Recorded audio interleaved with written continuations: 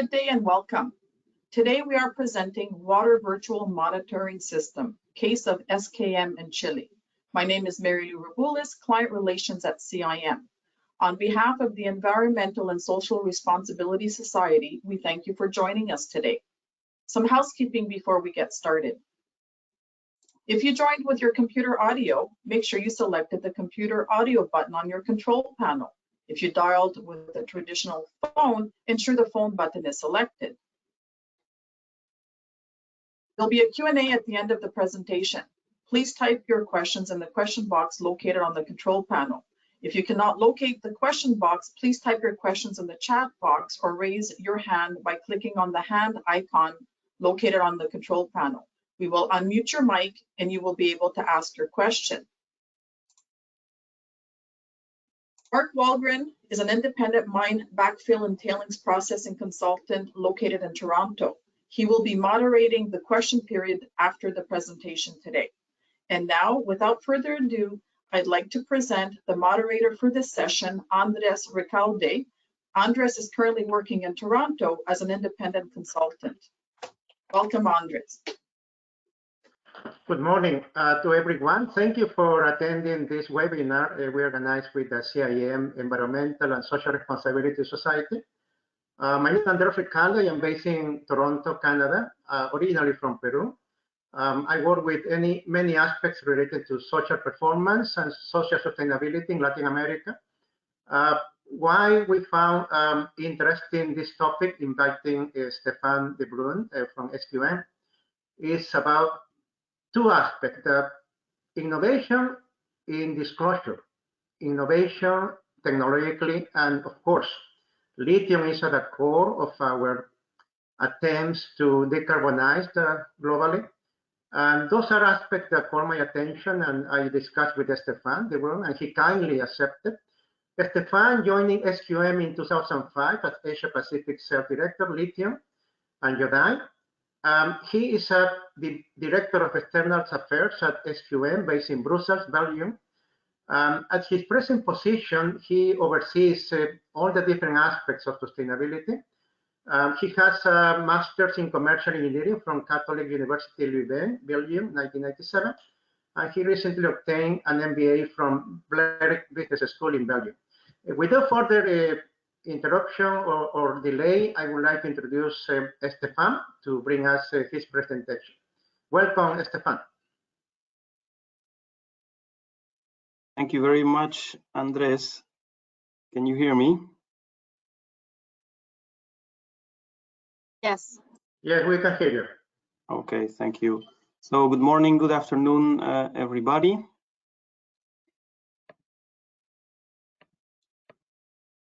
So, okay, I think I got the technology down now. So thank you very much, Andres, and all the CIM team. It's a great honor to speak here this afternoon in Toronto. So I think the advent of the electric car has drawn a lot of attention to the sustainable mining of the critical minerals that are required to produce the electric cars. And of course, the lithium production at Atacama can to some people appear very mysterious, and as a result, many people are asking questions. Lithium is a very small but a very essential part of a lithium-ion battery, and so as one of the main lithium producers of lithium in the world today, it's very important for SQM to do this in a responsible and in a sustainable way, and to keep improving going forward.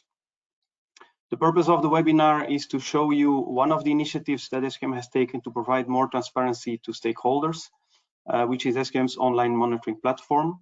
But before showing you that, I'd like to provide you with a quick introduction of SQM and explain some of the Salar de Atacama's hydrogeology to you.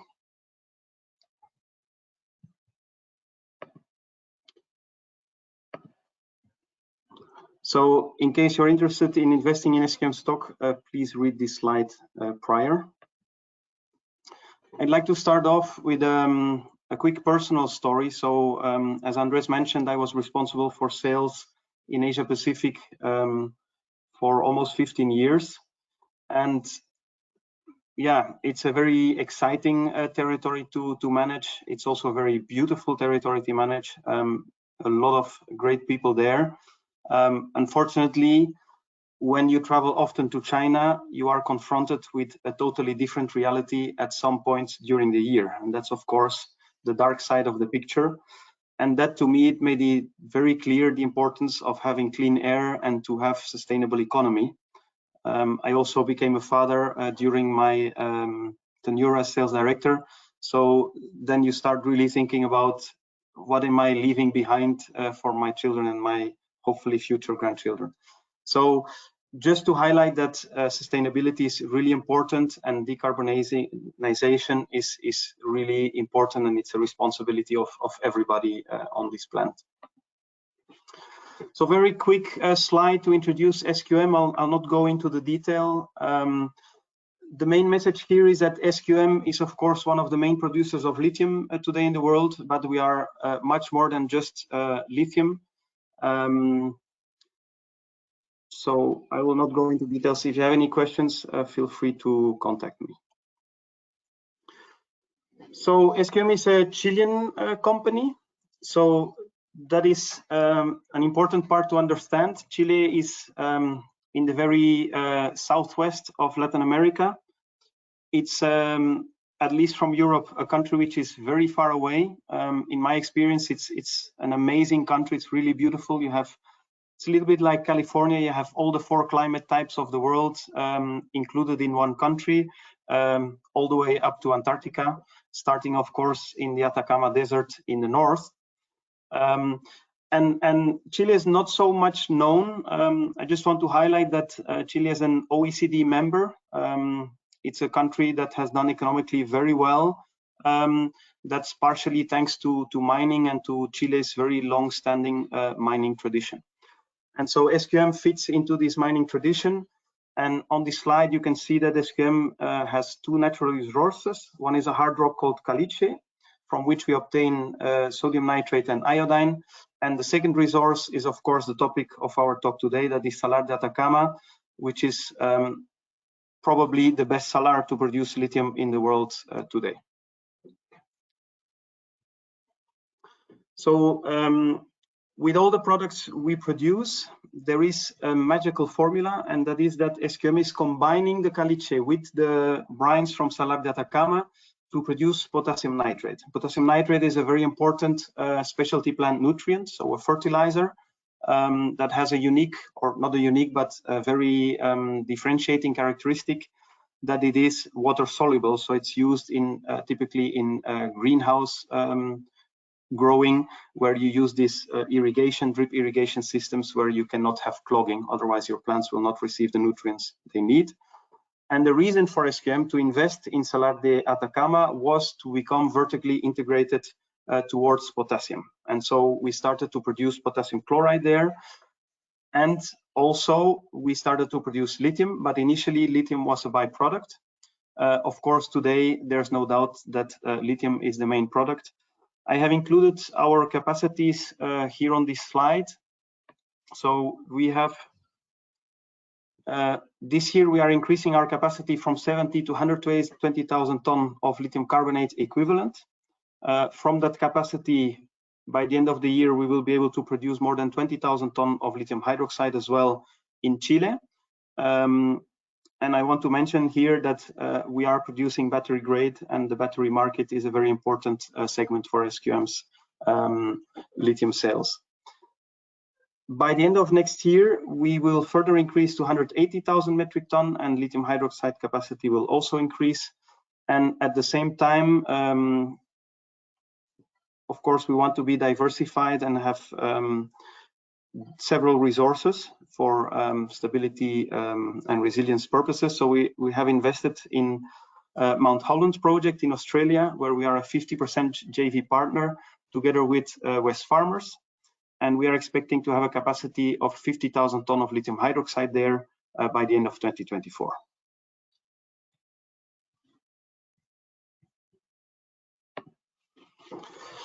So just wanted to highlight that we have a very unique product and value proposition. I've mentioned potassium nitrate and its great potential to, for instance, reduce water consumption in irrigation by 90%.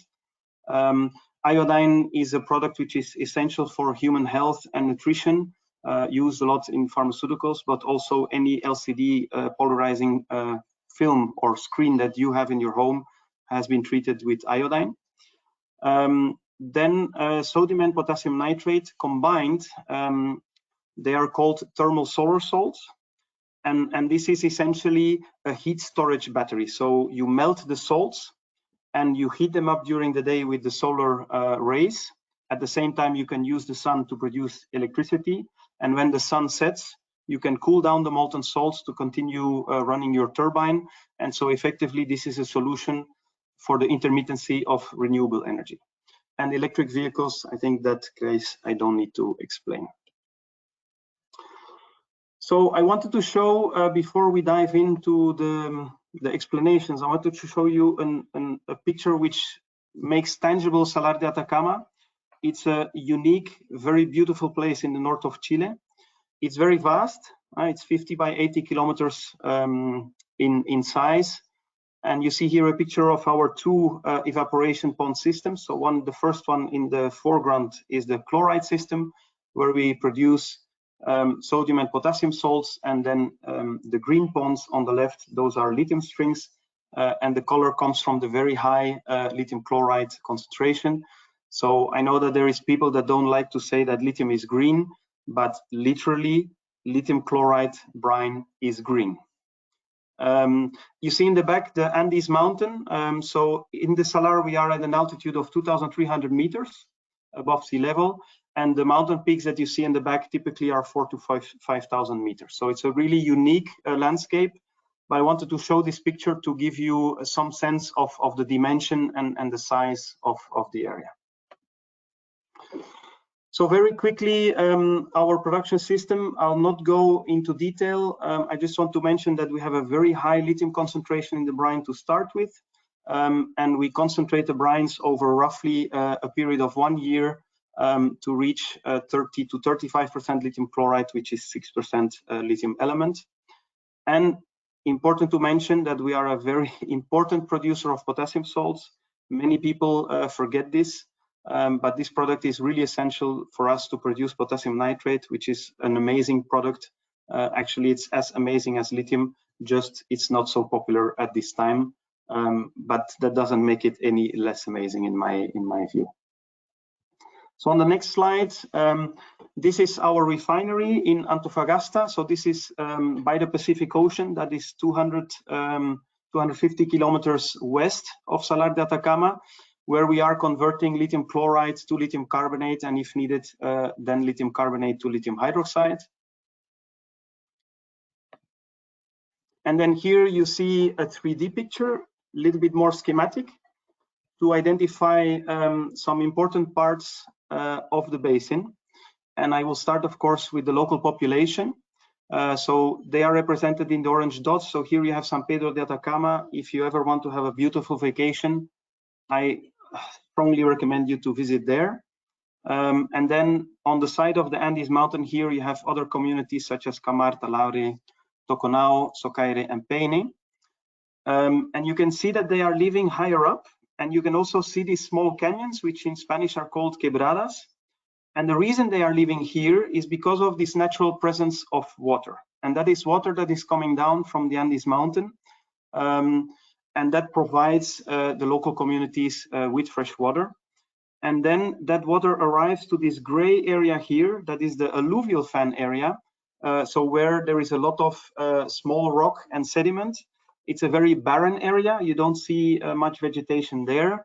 But the fresh water infiltrates here underground and resides there in the underground water aquifers. We call this industrial water here underground because it's already a little bit salty. So if you would drink it, you would definitely notice the salty taste. And here we are extracting from 4 wells, underground wells, fresh water, which we need for our operation. That is a very small part of the total freshwater rights in the basin. SQM is SQM's rights are less than 2% of the total rights in the basin. Nevertheless, we are in one of the driest areas of the world. So any water that you use is very precious, and you need to assume fully your responsibility for that. And that's why we have announced last year in our Sustainable Development Plan that we are aiming to reduce our freshwater consumption by 50% going forward. Now, from this picture, and I like to show this picture first because from this picture you can already see the different geological structures which are underneath the salar. And so the salar is this reversed heart-shaped formation which you see here. And so the brown part here, that is the nucleus. And the reason that it is brown is because the salt crust, salt is hygroscopic, so the salt crust attracts some moisture out of the dry air, and then the sand sticks to the salt, and the sand stays there. And there is not a lot of rain to wash the sand, so it stays salty. And then you will notice that this wedge on the eastern border here is totally white. And the reason for that is the presence of water. And so what happens, and that is hydrogeology, which I'll show you a video to explain a little bit later. But what happens is that the fresh water that is coming down, which is very light because it contains very little salts, it comes down and then it hits this massive white wall, which is geologically different. But additionally, it hits the brine in the nucleus, which is extremely salty. So it's 7 to 8 times more salty than seawater. To give you some numbers, fresh water typically has 1,500 milligram per liter of salt. The brine in the nucleus has 250,000 to 300,000 of milligram dissolved salts per liter. So it's a tremendous difference. And that creates an extreme difference in density. And so basically the water that is coming down is very light, the brine is very heavy, and the brine is pushing back out the water, which emerges here, and you can see these lagoons here on top of the marginal zone. That's in a nutshell how the salar works. I'll explain a little bit more in the next slides. So in this slide, give me 1 second. In this slide, you can see again a little bit more schematic what I just explained. There's one final piece of the puzzle, which I have not mentioned yet, and those are the dotted black lines that are running straight through the middle of the salar, of the nucleus of the salar, which are geological fault lines. And what that means is that besides the density difference and the geologically different structure in the underneath the wedge here, there is a third barrier between our brine operation in the southwest of the nucleus and the rest of the salar and the system. And these three barriers combined make for a very sustainable lithium operation. Nevertheless, if we don't do things properly, we will have impact. So it's very important that we control what we do.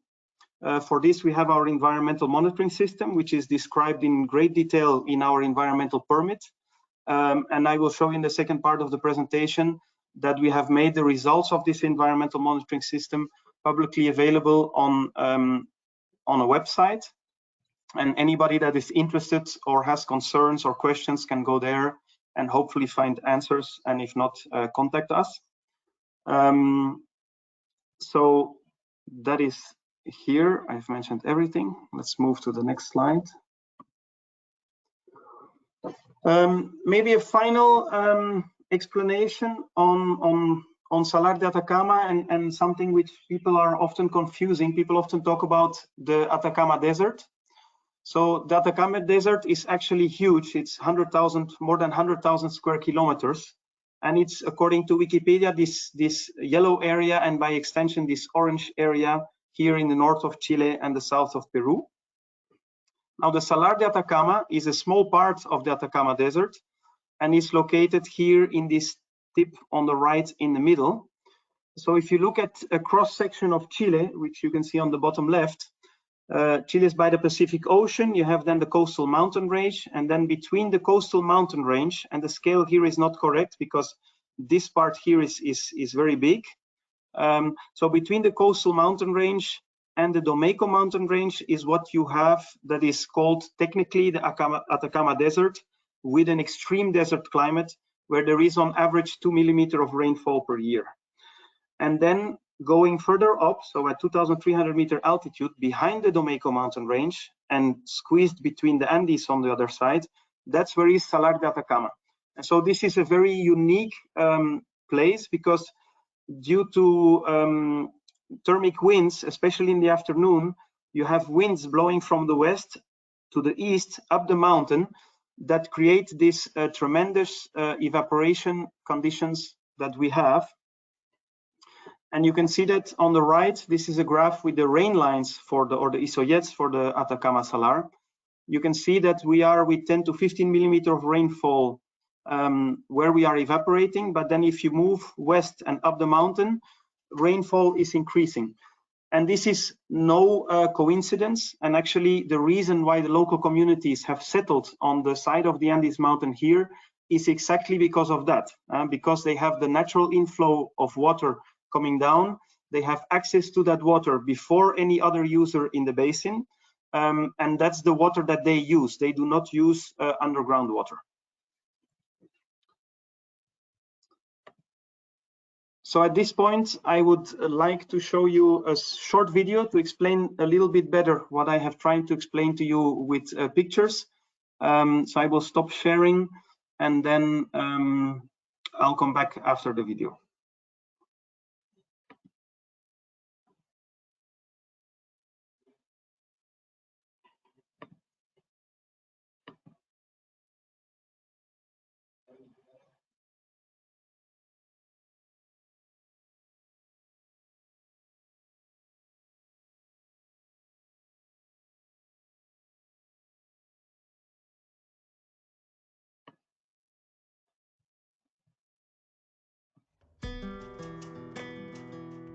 This diagram of the Atacama salt flats shows the way water naturally runs through the basin, both over and underground.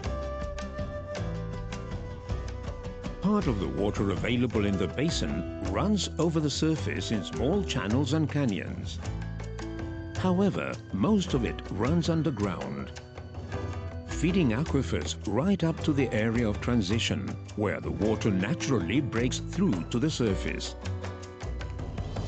There are two naturally occurring liquids in the basin of the Atacama salt flats, brine and fresh water. The brine is a very dense liquid, high in salinity. Indeed, it is 7 times saltier than seawater and is found exclusively in reservoirs underneath the very heart of the salt flats. The region's fresh water, meanwhile, is found in the aquifers of the alluvial plain.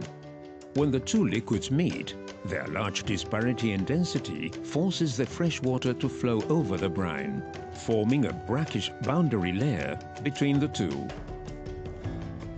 As the fresh water moves over the brine, near the heart of the salt flats, it has no option but to break the surface, forming the small lagoons and channels we see on the surface of the border areas. Our activities ensure that this area of transition and the brackish boundary layer maintain their delicate balance, which is a key factor in the design of our operations.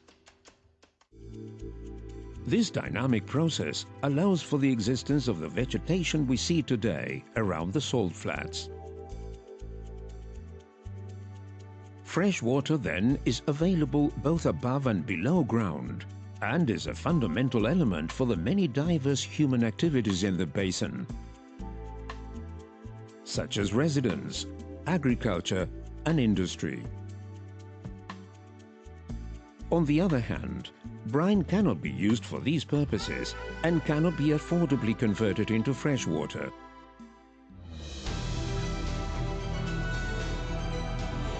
SQM, Solutions for Human Progress.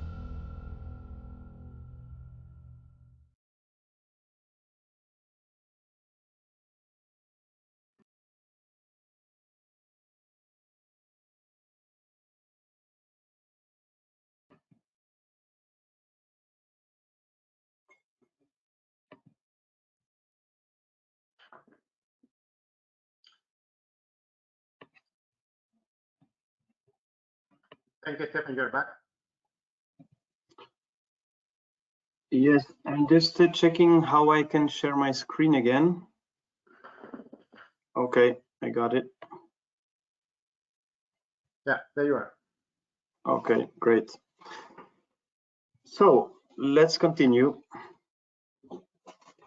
Another concern which we frequently hear is that there is no value sharing from the lithium production in Chile. And here I really want to strongly counter this because lithium in Chile has the highest lithium value sharing in the world. It's a very wide value sharing. Of course, we are a Chilean company, so we are paying profit tax in Chile. We pay a specific royalty to Corfo, that is the state-owned agency that manages the Salar de Atacama on behalf of the Chilean government, because the Salar de Atacama is a state-owned property. I haven't mentioned that. This is a progressive royalty, so as if lithium prices go up, the royalty increases.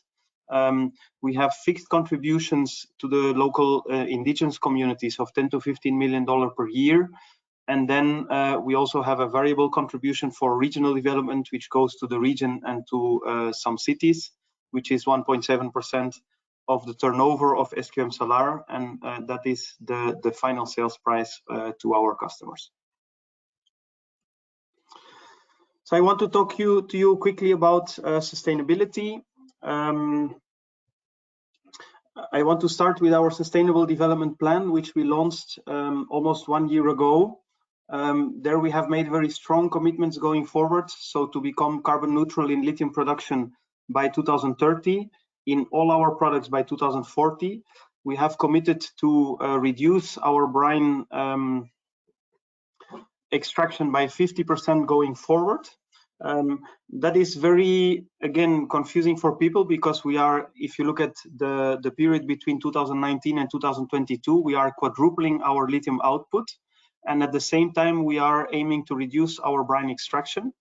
The reason we can do that is because of the flexibility of the production process in Salar de Atacama.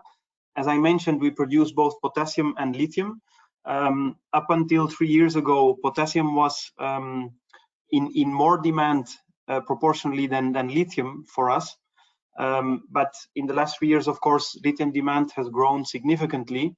And so what we can do is to select wells with higher lithium content because the brine which is underneath, it's a hydrogeological mine that is dynamic. The brine is heterogeneous, so it's not homogeneous as a hard rock mine, or not static as a hard rock mine, I should say. It's heterogeneous and it's dynamic. So we can select lithium, and then we can also steer the process, the thermodynamics of the process of the evaporation, the crystallization, and the concentration to have higher lithium yield. And at this point, I would like to show this to you live on our online monitoring site. So let me see if this works.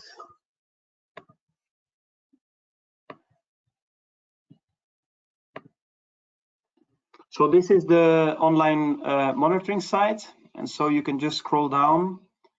There's a video, there is the explanation that I just gave you. And then you can go to brine. My screen has changed, right? I'm no longer in the presentation. That's correct. Okay, thank you, Andres. So here you see the brine extraction. So a brine year is different from a calendar year according to our environmental permit. It starts in August 13th and it finishes in August 12th of the next year. So this is the current brine extractions. We have extracted 8.3% of the quota of the 15th brine year. But if you look at last year, you will see here that for brine year 14, we have extracted 82% of our quota. And you will see that this is significantly less of the previous brine year, which is brine year 13, which is loading. Apologies for the slow internet. And you see that in the 13th brine year, we extracted 92%. So effectively, from the 13th to the 14th brine year, we have reduced our extractions with already more than 10%. But in more or less the same period, we have doubled our lithium production, because if you look at the last 12 months, which we have reported, so second half of last year, first half of this year, we sold more than 90,000 tons of lithium carbonate equivalent. if you look at the period 1 year before, we sold less than 45,000 tons of lithium carbonate. And of course, this is because the demand is, again, growing very fast. EVs are finally taking off. And that is a great news for us, and I think for everybody, as the EVs are much better for our climate than combustion cars. We have made other commitments, so freshwater reduction 50% by 2030. We are actually already very confident to have reached -40%. I know in Q1 of this year we ran at -50%. We're just seeing now if that is sustainable going forward. Our ultimate ambition is definitely to reach 50% reduction by 2030, but so we're very close already to this goal, and you have seen that we are already making substantial progress in reducing our brine extraction as well. So sustainability, besides goals and plans, is also about transparency and external validation. I would like to mention that we have identified sustainability very early on as something that is very strategic and very important. We are, since 2016, issuing our corporate sustainability report, and that is since 2010 according to GRI. In the last 2 years, that has also been audited by a third party. We have done already 2 life cycle analysis on our lithium production, one with a private consultant called AFRI, critically validated by Öko Institute in Germany. And the second one has resulted in a paper which was published by Argonne National Laboratory very recently. I will show you some results from that. So very important to mention that Argonne is using its grid life cycle model. So when you evaluate footprint, you have to model and you have to create boundaries. Otherwise, it's impossible to make consistent evaluations.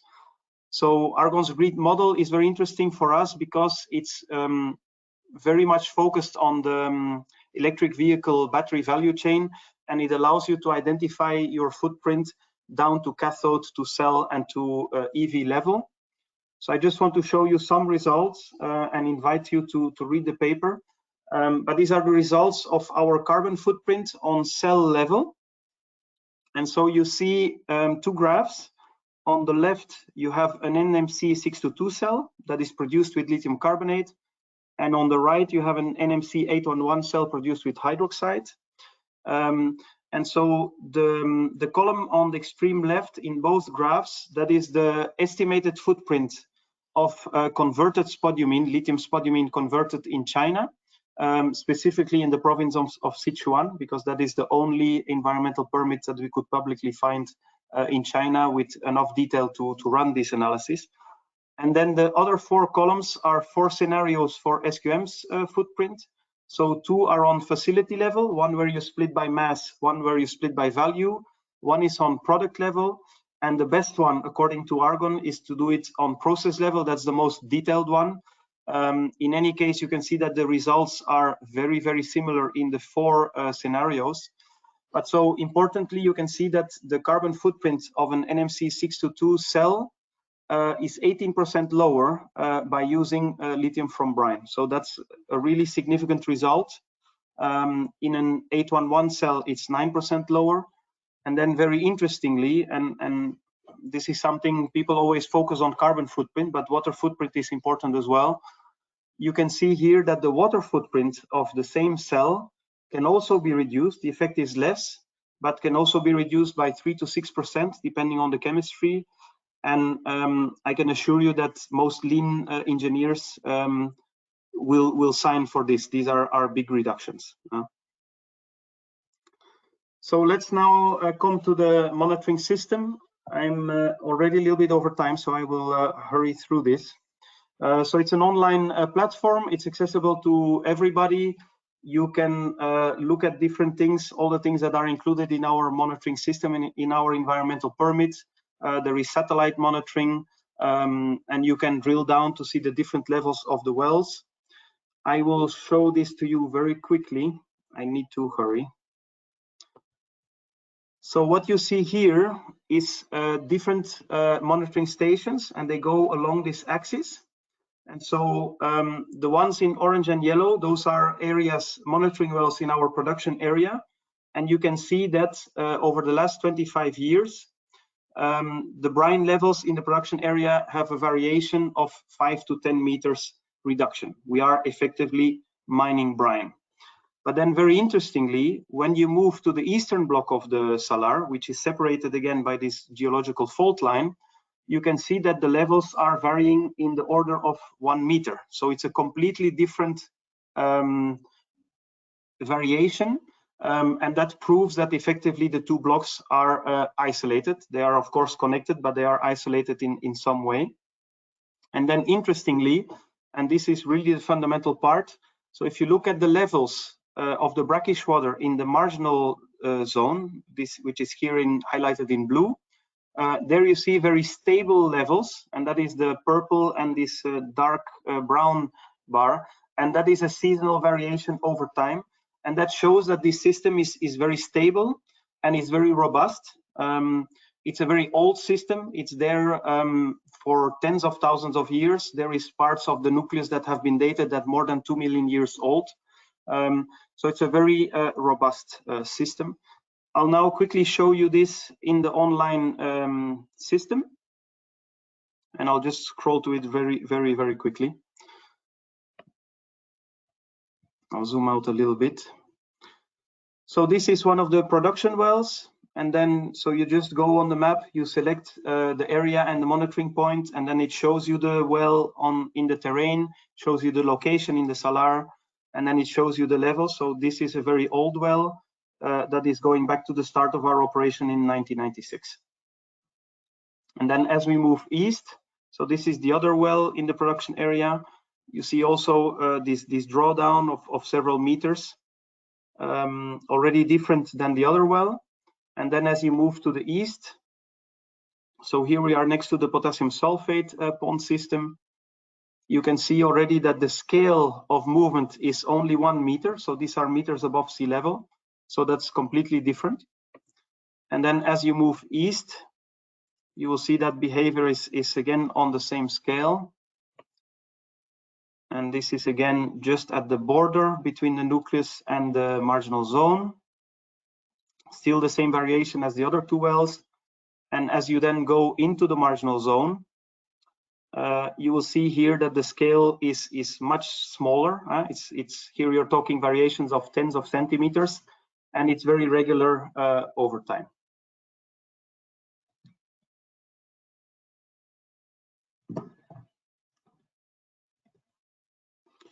All right. So I think at this point I've said most of it. So these are some more pictures of how the environmental monitoring is happening. So this is surface flow measurement, weather stations. Those are the monitoring wells.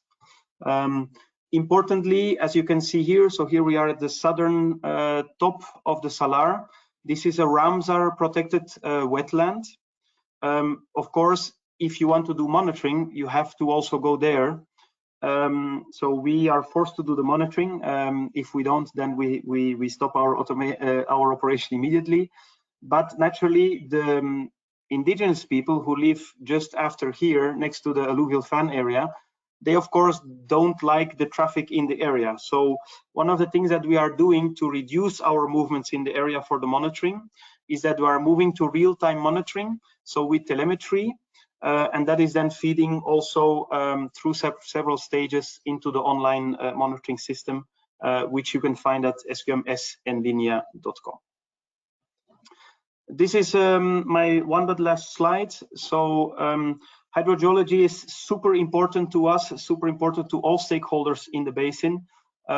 This is the team of people that is working every day on hydrogeology, assessing risks and making sure that those risks are appropriately managed. And you can see they have many different specialties.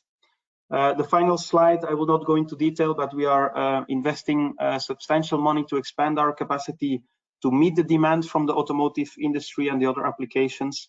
And considering our history, we are very optimistic that we can finish those expansions and supply the market going forward. So thank you very much, and I look forward to the Q&A session. And one more thing to mention, the slides will be available in the control box of the GoToWebinar in a couple of minutes. Thank you, Stefan. I would like to invite Mark. He will have some questions and some commentaries. Mark? Yeah. Thank you for the presentation, Stefan. It's interesting to see how you have managed to implement a real-time monitoring system and making it available online, and of course that seems to be a trend in the industry in terms of providing more transparency to communities around us. We do have some questions coming in here, and I have one. I had some from Siegfried. I didn't see any questions there, Siegfried. If you want to resend an actual question, that's good. We have a question here from John Clark. Can your virtual monitoring system be used at any mine, for example, to measure total suspended solids, turbidity, and flow rate related to mine site sediment ponds? That's a very technical question, which I will have to upfront admit that I will not be able to answer it. I think it's not fully real time, so that the data is transmitted and then uploaded. Several data are updated every day, but so real time is not every second or every minute. Other data like the monitoring of the flora and the fauna, that is of course intermittently, because you cannot be every day doing a check on that. But so the ambition is, yeah, to have it by telemetry, so you have as little presence in there as well. But I'm really sorry I cannot answer the question about the turbidity and the solids. Here's another question, a little bit along the same line, from Kristen Puao. I hope I pronounced that correctly. Excellent presentation, Stefan. In addition to water level, does SQM also track and share water chemistry information for different hydrologic, hydrogeologic areas? Sorry, could you repeat the question? Does SQM also track and share water chemistry information for the different hydrologic and hydrogeologic areas? Yes. That is, if so, you have the section of the website where I showed you only the level section, but beside level you can also see chemical data there. Thank you. Then from Johannes Drielsma, what is the background evaporative flux through the surface of the transition zone relative to the SQM consumption? So what is the background evaporative flux through the surface of the transition zone relative to the SQM consumption? I think that is a question for our hydrogeology team. So I would invite the person that asked the question to contact me, and I will put him in touch with our hydrogeology team. I don't know what is background flux, to be honest. Okay. There's another question from Johannes here. How long would it take for the depressed brine levels in the production area to rebound if you stopped production? I also saw some in your curves there. You see that at times the levels are bouncing back up and then it gets depressed again. So the variation is when you see the bounce back up is mainly associated with rain events. So there is occasional rain events, and then you see this rebound. But again, that's a very technical hydrogeological question, which I would prefer to address with our hydrogeology team. I'm not a hydrogeologist, to be clear. Sorry for that. Stefan, I have another question of mine I will take before Sarah's question here. Have you seen with the implementation of this monitoring system that's available online, how has that affected your relationship with the community? Do you see more complaints? Do you see more or better interaction with the community, or how has that affected the relationship with local? Difficult question to answer. Local communities are very varied and diverse, so there is obviously different opinions and different people to talk to. From our side, we have already reached agreements with 3 of the communities that are closest to our freshwater well, which I showed you on the slide. So yeah, I think it's a small part of the puzzle moving forward, and we are very conscious that there is a lot of work left to be done.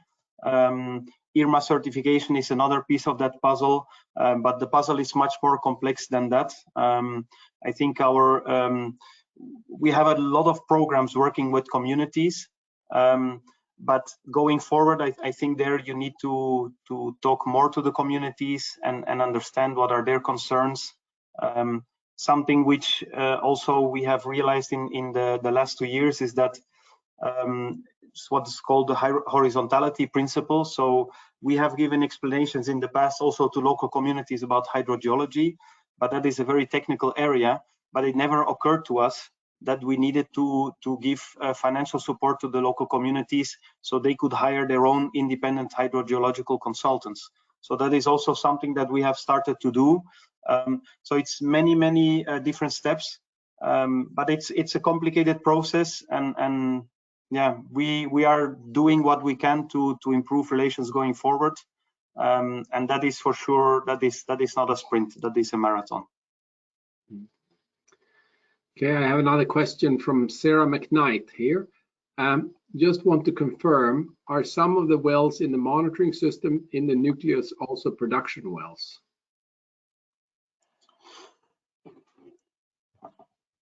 I don't know the answer to that question. What I can say that we have 225 hydrogeological monitoring wells, but then additional to that, we have a whole production monitoring system as well. So our hydrogeological model is fed with much more than just the environmental monitoring wells. And that is, of course, the reason for that is what I explained, is that brine or a hydrogeological deposit, it's not static, it's heterogeneous, it's dynamic. So you have to continuously analyze, and our model is very advanced, and so you're allowed, you have the capability to estimate the future, and that of course allows your operation to be run in a more stable and a more efficient way, and then to feed the refinery in Antofagasta with the best brine possible to run also the refinery in the most efficient way. But it's a good question. I would also invite Sarah to drop me an email, and I can then connect her with our hydrogeology team to answer that question. Then we have some question from John Clark here. How does your regulatory permit address the local ecosystem management and biodiversity and impact on the community? I missed the verb in the first sentence, Mark. Okay. How does your regulatory permit address the local ecosystem management and biodiversity and impact on the community? So the permit is very broad. There's more or less 1,000 commitments in the permit on hydrogeology, on ecosystems, on fauna, and on flora, and that is all specified there.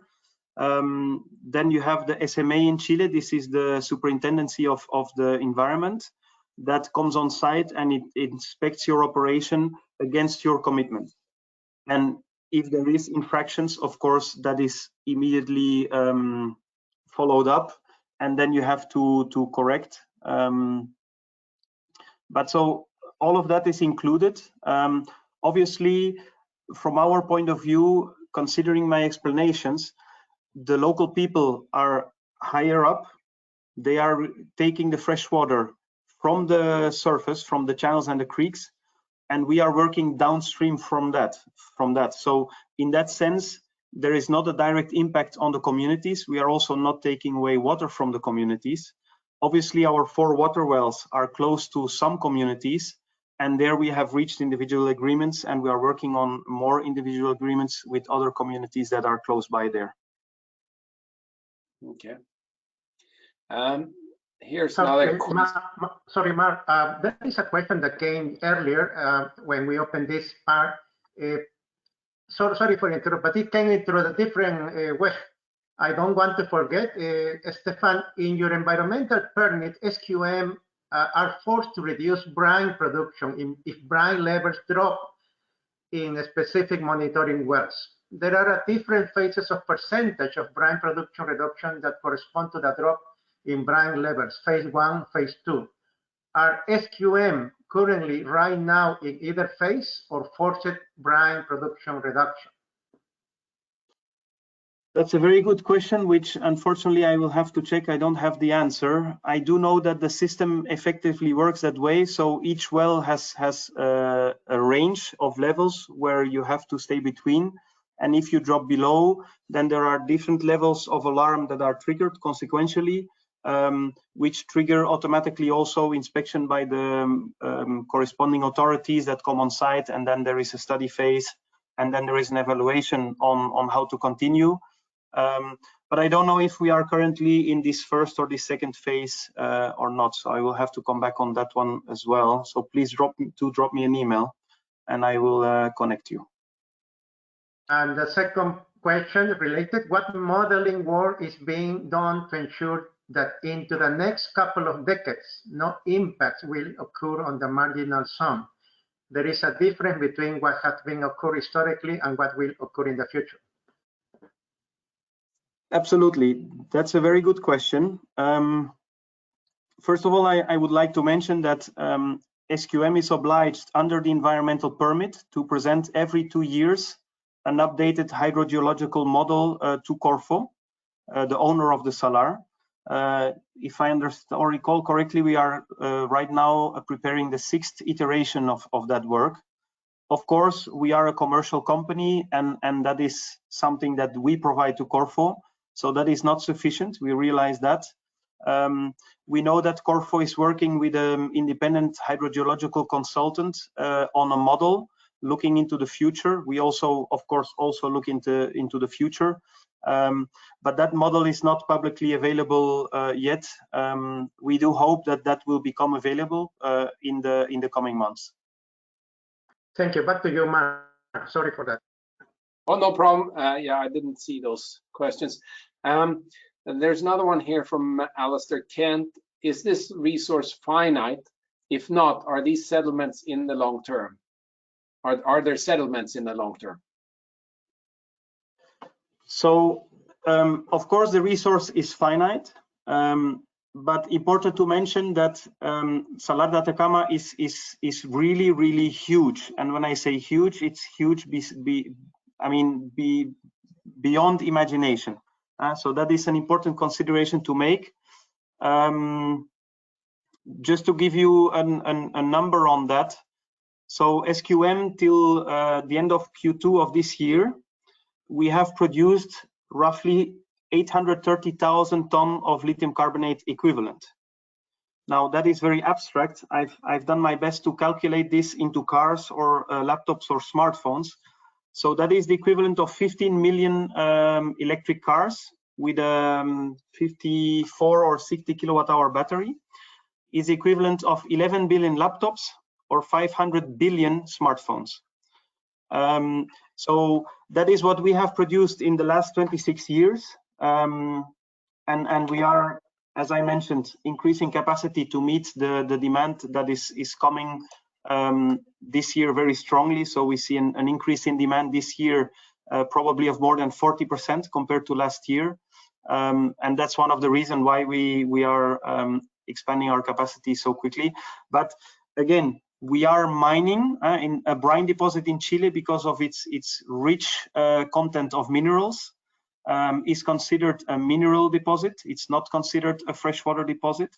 And in our opinion, that is the correct distinction, because once the brine finally does manage to enter into the brine, the water is trapped. So you cannot get fresh water out of brine, definitely not economically, and I think technically even it would be very, very challenging. You can get fresh water out of seawater, but out of brine, that's very, very difficult because of the 7 times more salts that are there than in the seawater. But it's a finite resource and we are mining. And of course, yeah, our sustainable development plan in part is also to make sure that we can mine as long as possible. Okay. Another question here from Maria Inés Videla Araya. I think that's supposed to be SQM, was questioned about the level of water use years before. Did these initiatives, were these initiatives created because the communities asked for them, like a government company follow a specific law, or is a proactive initiative? I'm not sure. So the beginning of the question is the water levels? Yeah, so the level of water use.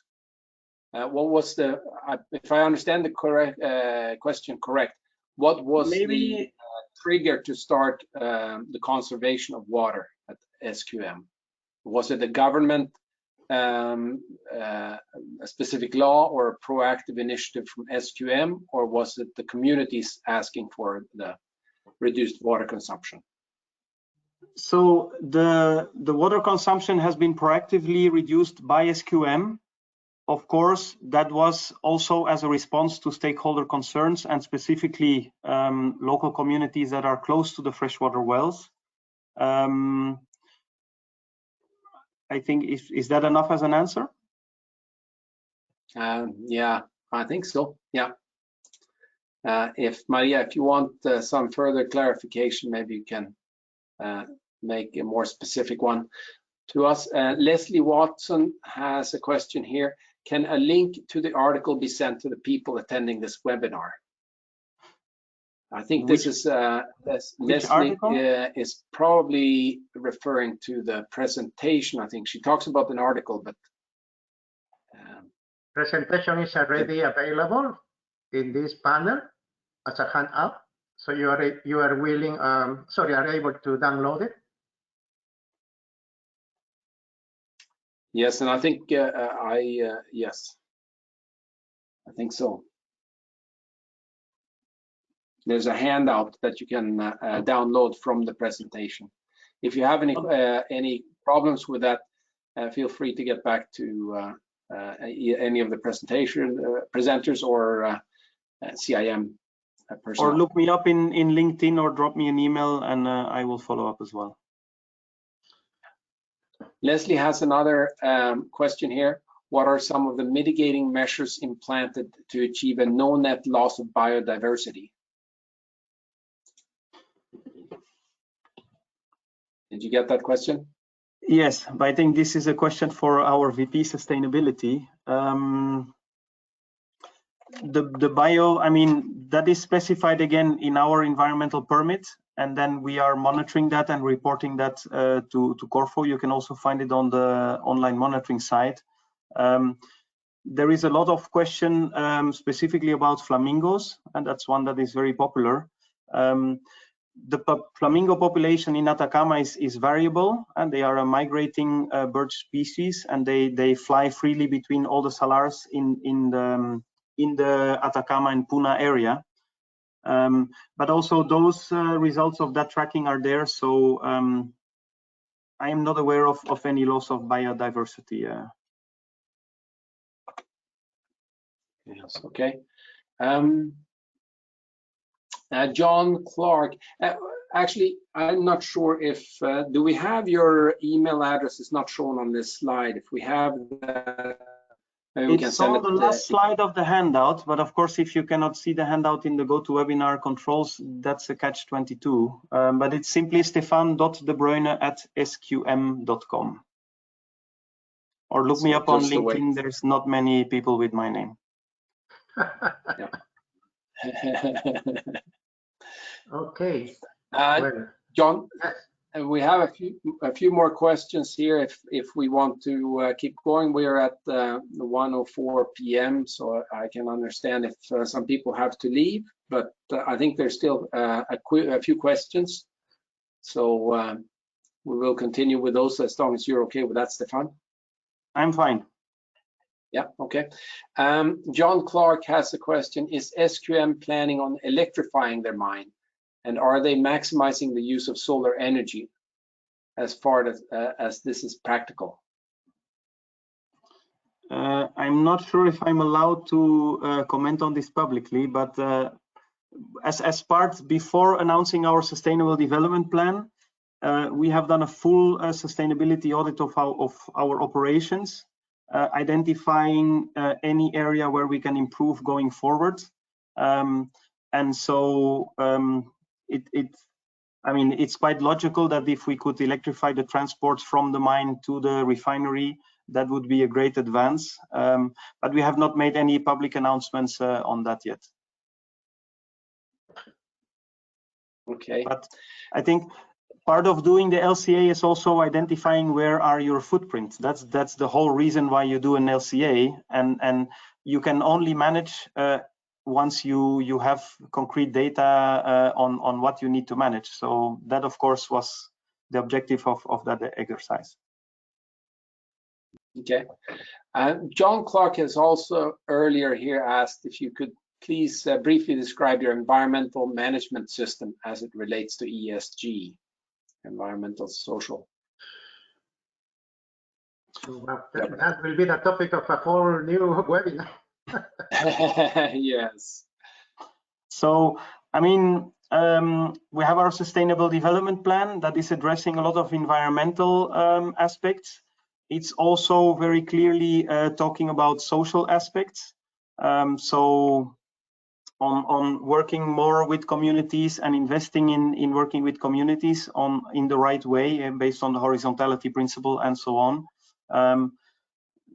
Our VP of Sustainability in the Salar could be a very good guest for another webinar because this is his daily life and his team's daily life. But yeah, it's a complicated question to answer, but it's very good question. So I would very much love to follow up with you, John, face to face, if that's possible via Zoom or Teams. I had another question here for Stefan. The saline wedge layer that you talk about, where you have the brackish water, how wide is that zone in physically in the ground? So the marginal zone is as you could see, the wedge varies, but it's tens or hundreds of meters in width. And to put that into context, the Salar is 50 kilometers wide. Okay, I think that Siegfried Arche had added a couple. Pardon me? Yes, Siegfried is from Peru, is my friend, and we are CIM Peru. There is a CIM chapter in Chile and Peru. Siegfried is just remarking that the word flamingo, Stefan, in Latin American Spanish is called parihuana. So that's the comment remark from Siegfried. Siegfried is a very deep knowledge about equivalence of mining and environmental aspects in Latin America. He's based in Lima, but parihuana is the name for flamingo. It's a remark, it's not a question. Okay. Yeah. There's many different flamingos, so there's not just the Andean flamingo, you also have the James flamingo, and there's two more types as well. Yeah. Well, yes, this is a nice bird. I think that's the end of our webinar at this point. Thank you very much, Stefan, for giving us the chance to listen to this. Just before closing up, just remarking, you will have access to the webinar canals here on the downloading from the CIM website, or you can see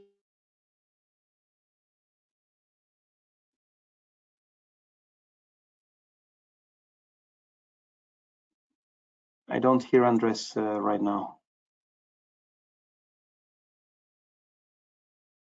Andres, your sound is We see you muted. talking, but the sound is gone.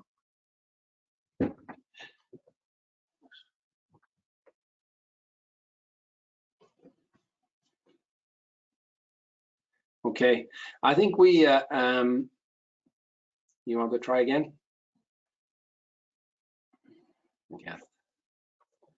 We can't hear you, Andres. It's gone. I don't know if you had any further comments to say, other than big thank you to Stefan for pulling together this presentation for us and sharing it with the CIM, and Andres for inviting you to do the talk. And thank you for everybody who attended and all the great questions that we have had this session. Really appreciate everybody's participation. And if you had any more questions, please feel free to email Stefan or myself or Andres, and we will put you in touch with, try to answer them or put you in touch with the right person. Thank you very much for the opportunity. And I look Also, forward to there the are follow-up handouts for the difficult questions that I couldn't answer. You will also find the handouts for the webinar presentation and Stefan's email address. Thank you. In the control panel here. Okay. Okay. Enjoy your lunch. Thank you very much.